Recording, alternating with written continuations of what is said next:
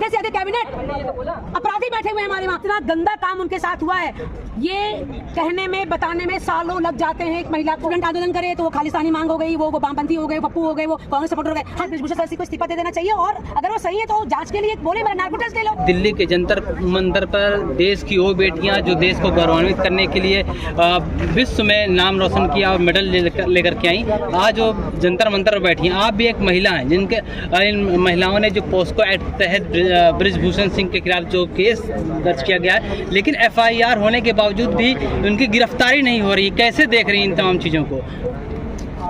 मैं महिला होते हुए भी, देश की नारी होते हुए भी, समाज की तरफ से, इस भारत की तरफ से पहले तो माफ़ी मांगना चाहूँगी कि ये वक्त आना ही नहीं चाहिए था, ये समय आना ही नहीं चाहिए था। कोई भी महिला, आपके घर की माँ बहन बेटी हो, खिलाड़ी हो, वो रिसर्चर्स हो, वो डॉक्टर हो, इस तरह से अगर कोई चीज़ होती है तो पहले तो सबसे पहले नैतिक इस्तीफा देके इसकी आराम से जाँच होनी चाहिए थी। पहलवान यहाँ बैठी हुई हैं और हमारे मतलब जो अकाउंटेबल लोग हैं वो अपना आराम से एसी की हवा में बैठ के पूरा चैलेंज कर रहे हैं कि हम नैतिक इस्तीफा भी नहीं दे रहे हैं, हम समर्थन में हमारे 1 लाख लोग आ जाएंगे, ये हो जाएंगे। इन्होंने जाट बेस राजपूत लड़ाई बना दी है, ये मतलब नहीं है। हम महिला हैं, बहुत सारे क्वेश्चन मेरे पास ये आ रहे हैं, आप तो सब विरोध कर रही हैं, इस महिलाओं ने ये किया, महिलाओं ने वो किया, महिलाएं मेडल वापस करें तो महिलाएं पैसे भी वापस करें। अभी तक जब आपकी बच्ची कोई खेल खेलने जाती है या किसी भी तरह से कोई चीज होती है तो वो एक नई एज की होती है, उसको कुछ भी पता नहीं होता समाज के बारे में। उस समय उसका कैरियर जब पीक पर होता है तो वो जब हमारा संरक्षक कहेगा हम तुम्हारे साथ कुछ करना चाह रहे हैं तो क्या वो पीछे हटेगी? नहीं हट पाएगी, क्योंकि उसका बहुत मेहनत होती है, उसके साथ में सपने होते हैं परिवार का, समाज का, देश का। और ये आज पहली बार नहीं है शोषण हुआ है, ये शोषण होता जा रहा है महिलाओं का। इस पर एक मंथन, राजनीतिक पार्टियों को एक मंथन करना चाहिए, एक चिंतन करना चाहिए। इस तरह से एक दफा की बात नहीं है ये। तो महिलाओं को ये मुद्दा उठाने से पहले ही महिला पहलवानों का कहना है कि हम मेडल भी वापस कर देंगे। नहीं, अपने सम्मान के लिए मेडल वापस करें, लेकिन सबसे पहले बृजभूषण सरसी को इस्तीफा दे देना चाहिए, और अगर वो सही है तो जांच के लिए बोले मेरा नार्को टेस्ट ले लो। महिलाओं का नार्को टेस्ट के लोग हैं, उनका नार्को टेस्ट लो बृजभूषण शरण सिंह का। आज देश की महिलाएं जो देश का नाम कभी गौरव किया था, और आजकल सोशल मीडिया पे क्या चल रहा है, इन्होंने गिफ्ट दिया, शादी करवाई, हाथ में खड़े हुए, पिता तुल्य बन के खड़े हुए। ये महिलाएं अगर शोषण होने के बाद भी अगर कुछ कहती तब उनको डिस्मिस कर दिया जाता। उन्होंने उस समय दांव खेला, अब ये दांव खेल रही है। भाई करना चाहिए ना। जो महिला आपके सामने अपनी इस स्थिति का बयान कर रही है, आप उनको प्लीज ट्रोल मत करिए, आप उनको बल दीजिए कि किसी की हिम्मत तो हुई, अपने इतना अंतर्राष्ट्रीय चेहरा है उसके बाद भी इतना गंदा काम उनके साथ हुआ है, ये कहने में बताने में सालों लग जाते हैं एक महिला को। तो एक महिला को फिर चरित्रहीन कहा जाने लगता है, एक महिला का टोल होने लगता है। टाइम्स नाउ की रिपोर्ट है कि 2015-16 में आरोप लगाए गए कि इस तरह के यौन शोषण का जो उत्पीड़न का जो मामला है 2015-16 का है। 2017 में साक्षी मलिक की शादी होती है तो उसमें बृजभूषण को दावत दिया जाता है, इनवाइट किया जाता है। देखिए इन सब की बात अलग है, सही ना, शादी में तो आदमी दुश्मन को भी बुलाता है, लेकिन मतलब ये नहीं होता कि अब बहुत दूध के धुले। क्या है कि जब चीजें अंडरस्टैंडिंग हो जाती है, और महिलाओं की रही बात है जो हमारी खिलाड़ियां खेल रही हैं, अगर उस समय बोलती है तो इनका परिवार से लेकर जो उनका 1 मिनट, उनके ऊपर कितने मुकदमे हैं?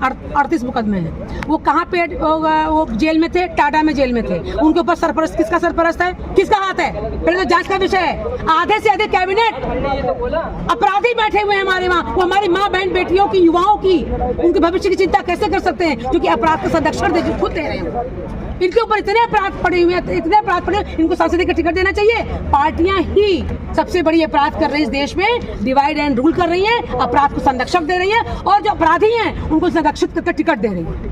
देश की एकता के लिए, देश की सुरक्षा के लिए सबसे पहले राजनीतिक पार्टियां अकाउंटेबल हों। अकाउंटेबिलिटी राजनीतिक पार्टियों की होनी चाहिए। सबसे अधिक वो अपराधियों को ही ढूंढती हैं, तो अपराधी को ढूंढूंगी, टिकट देंगी और उन्हीं को ही चेयरमैन बनाएंगी, उन्हीं को सब कुछ बनाएंगी, तो ऐसे हादसे तो होते ही रहेंगे। कह रहे हैं प्रधानमंत्री मोदी, अमित शाह और नड्डा अगर कह देंगे तो इस्तीफा दे दूंगा।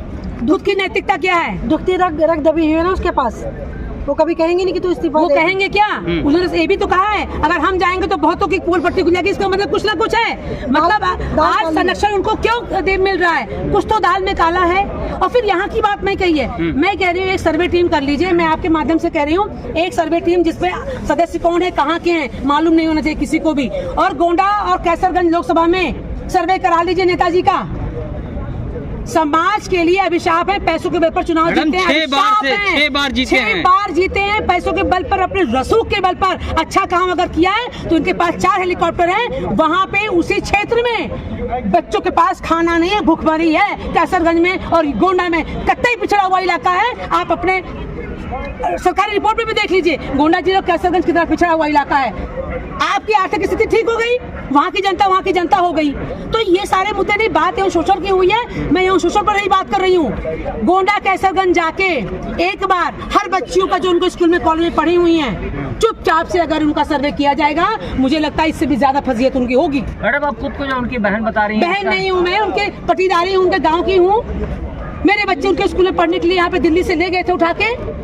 मर्सिडीज में मेरे बच्चे गए थे, 20 बच्चे हैं मेरे जुड़वा बच्चे। आपकी कोई खानदानी दुश्मनी है क्या उनसे? No no no no no no, कोई खानदानी दुश्मनी नहीं है। वो मैं उनकी वोटर हूँ। एक बार सुनिए, ये क्या मतलब? आप लोग ये भी पूछ रहे खानदानी दुश्मनी है, क्यों होगी? मैं आपको वोट दे रही हूँ, जनता के पैसे से चुनाव लड़ा जा रहा है, आम चुनाव है। हमारा प्रतिनिधित्व करने अगर आप जाओगे तो हम आपको बोलेंगे, पड़ोसी को बोलेंगे, हम आपसे ही पूछेंगे कुछ भी, आपसे पूछेंगे। आप जनता का आवाज बनके सदन में जाते हो, जनता की आवाज को, अपने लोकसभा की आवाज को रिप्रेजेंट करते हो, तो सवाल आपसे होगा या पड़ोसी से होगा? आपसे होगा सवाल। सवाल है कि नेताजी आपकी इतनी बरकत हो गई, 100 स्कूल हो गए, सब कुछ हो गए, आपका इंप्रेशन क्या है? वहाँ की जनता से गुफ्तगू करिए, प्राइवेट सीक्रेट गुफ्तगू। लेकिन वो 6 बार जीतते हैं, जनता उनको चुनती है। जनता नहीं चुन रही है, जनता जो चुन रही है हमें भी पता है, उनको भी पता है। जनता चुनवाई, जनता को वोट की ठेकेदारी हो जाती है। सारे लोग उनके रसूख में रहते हैं, 10 गाड़ी से साहब आए, 4 हेलीकॉप्टर से उतरते हैं। उनके जो विकास वही है कि नेताजी का विकास हो गया, वो इसी में भाव में खत्म ही हो जाते हैं। नेताजी का विकास हो गया, नेताजी ने पूछ लिया भैया कैसे, तुम ठीक हो? अरे तुम ठीक हो, सब मजे में है? अरे बच्चे तो खुश हो गए साहब। अरे मैडम यूपी में बाहुबली और माफिया तो है ही नहीं है, वहाँ पे जो थे मट्टी मिला दी जाए। राजा भैया कौन है? ब्रजेश सिंह कौन है? देखिए, बाहुबली और माफिया की रही बात, मैं इतना ही चुनाव आयोग से भी और ऑनरेबल सीजीआई से बोलूंगी कि जितने भी कलंकित कैबिनेट है उनको त्वरित तरीके से सदस्यता रद्द करके उनका इस्तीफा लिया जाए और उनको 5 टर्म चुनाव न लड़ने दिया जाए। और चुनाव टिकट दे पार्टियां, 2 बार से अधिक कोई भी सांसद या विधायक नहीं बनना चाहिए, क्योंकि और लोगों को मौका नहीं मिल पाता है। इनका गढ़ ये मठाधीश हो जाते हैं, फिर मठाधीश हो जाते हैं, इनके बिना कुछ समाज में आप कर भी नहीं सकते। और नई आवाज, युवकों की आवाज, नए चेहरे फिर आ भी नहीं पाते, ये अपने खानदान पालने लगते हैं। ब्रिजभूषण जी कह रहे हैं कि ये कांग्रेसियों की साजिश है, मुझे बदनाम करने की कोशिश हो रही है, कांग्रेसी हमारे पीछे पड़े हैं। अरे भाई, ब्रिजभूषण का पैसा तो हर जगह, हर ही जगह है, कोई साजिश वाजिश नहीं है।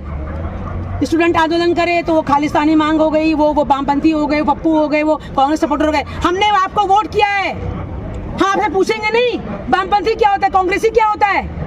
सत्ताधारी पार्टियां हैं, उनको भूतकाल से बहुत मतलब है। सत्ता में रह के उन्होंने क्या किया इसका कोई आकलन नहीं करवाती हैं। वो भूतकाल क्या हुआ, भूतकाल ये हुआ। अरे विरोध होगा तभी तो आपके ऊपर अंकुश लगेगा, निरंकुश होके तो लोकतंत्र में नहीं रहा जा सकता। लेकिन वो आप निरंकुश हो तो हम आपकी निरंकुशता पर, क्योंकि हम लोकतंत्र हैं, हम प्रजा हैं, हम अपने वोटर हैं, आप पर क्वेश्चन करेंगे और उंगली उठाएंगे। और बेदाग कलेजा, बेदाग कैरेक्टर होना चाहिए आपको प्रश्न करने के लिए। और उनके लोकसभा में कोई भी शिक्षा नहीं है, स्कूल तो उनके 100 हैं, वो शिक्षा माफिया कहे जाते हैं। नकल से पढ़ाई होती है, इंस्पेक्शन टीम अंदर नहीं जा सकती है, नकल 2-2 लाख रुपए के पैसे से होते हैं। और ये सर्वे करा लीजिए, वहाँ के प्रोफेसर को हाईजैक करके, उनको हैक करके और उनका नार्को टेस्ट करा लीजिए। क्या कभी आज तक कोई इंस्पेक्शन टीम जो सरकारी होती है, परीक्षा होते समय वहाँ पे उनके कॉलेजेस में जा पाती, नहीं जा पाती है? बच्चों के भविष्य से खेल रहे हैं। सवाल होगा जब आप शिक्षित होंगे, शिक्षा लेके सवाल नहीं होता है, शिक्षित होंगे, एक्सपोजर होगा आपके दिमाग का, तब आपसे सवाल कर पाएंगे, अपने प्रश्न कर पाएंगे, अपने नेताओं से, अपने सांसद से, अपने एमएलए से, अपने मंत्री से। क्यों? आप वोट देते हो, आपके पास प्रश्न तो होना चाहिए। लेकिन वो कह रहे कि हम 1000 लड़कियों का शोषण कैसे कर सकते हैं? कह रहे हैं शिलाजीत की रोटी नहीं खाता उनको कैसे पता कि शिलाजीत क्या होती है? मुझे तो खैर नहीं पता।